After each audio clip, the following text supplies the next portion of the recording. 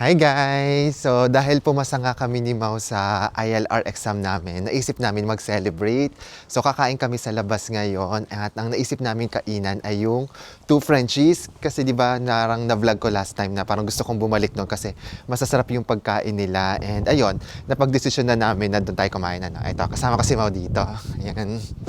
So ayun, samahan nyo kaming kumain sa two Frenchies ngayon. So ito na ulit ang two Frenchies.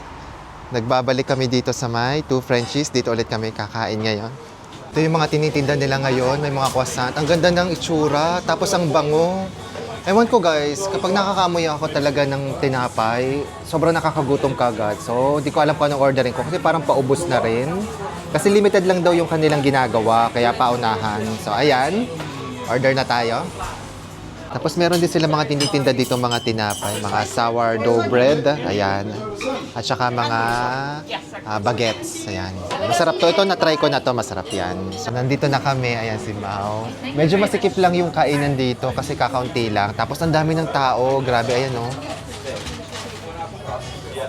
Grabe, ang daming tao kagad. Tapos ang in-order ko ay onion soup. Itatry ko tong onion soup. Parang dalawang beses na ako nakapunta ng Paris, sa France. Pero hindi ko pa natatry yung French onion soup. So ito, tatry ko siya ngayon. Tapos kumuha rin kami ng sausage roll. Sabi ni Rachel, masarap daw yung sausage roll dito eh. So tatry natin ngayon. So ito guys, titikman na natin yung French onion soup. Ayan siya. Hindi ko alam ang lasa nito kasi first time.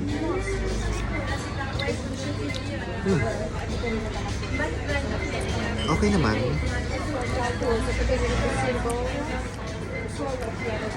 Surprisingly, hindi siya lasang soup sa akin. Kasi meron siguro tong vegetable stock or anything. Pero okay naman. Masarap siya, okay siya. Siguro kailangan ko lang ng time pa para mas ma-appreciate siya. Kasi bago sa panlasa ko eh. Tapos ang titikman ko naman ngayon ay itong sausage roll.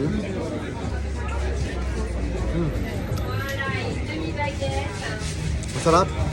Parang ito yung isa sa mga best na sausage roll na tikman ko. Sarap niya. So medyo nabitin tayo doon sa binili natin. Kaya umorder tayo ng dessert. Cheesecake yung in-order ko. Tapos si Mau umorder siya ng cinnamon. Ayan. Itong cinnamon na tikman na natin to last time eh. Pero ngayon parang ang sarap niya kasi bagong luto. Freshly made daw yung mga freshly cooked. Freshly baked pala. And yeah, from scratch daw talaga lahat dito. So tikman natin tong Basque cheesecake. Sarap. Masarap, hindi siya matamis, saktong-sakto sa panlasa. Sarap, grabe. Approve. The best to. Parang ito yung number 1 ko ngayon na breakfast na kainan dito. So ayun, kain muna kami. Na kaming kumain and magbabayad naman ako ngayon. Ayan, di na muna ako magte-take away kasi parang bala ko bumalik ulit dito bukas kasi gusto kong tikman yung pistachio kaya lang wala na. So bukas babalik ako dito para doon. So, ayan. So guys, ayan, tapos na kami kumain ni Mau and naglalakad na kami pabalik ng bahay namin. Grabe, sobrang sarap niya. Yung favorite ko doon, yung cheesecake. Ewan ko, ang sarap talaga niya. And yung mga, kung nandito kayo sa Guernsey, yung mga kababayan ko, try nyo itong two Frenchies, walang eme, masarap talaga siya. Medyo may pagka-pricey lang siya, parang masa 18 pounds yung binayaran ko. So parang around 1,300 or 1,400 lahat in peso. Pero sulit siya, masarap siya. So ayun po, thank you po and feeling ko babalik ulit ako doon next week. Sige po, bye-bye po!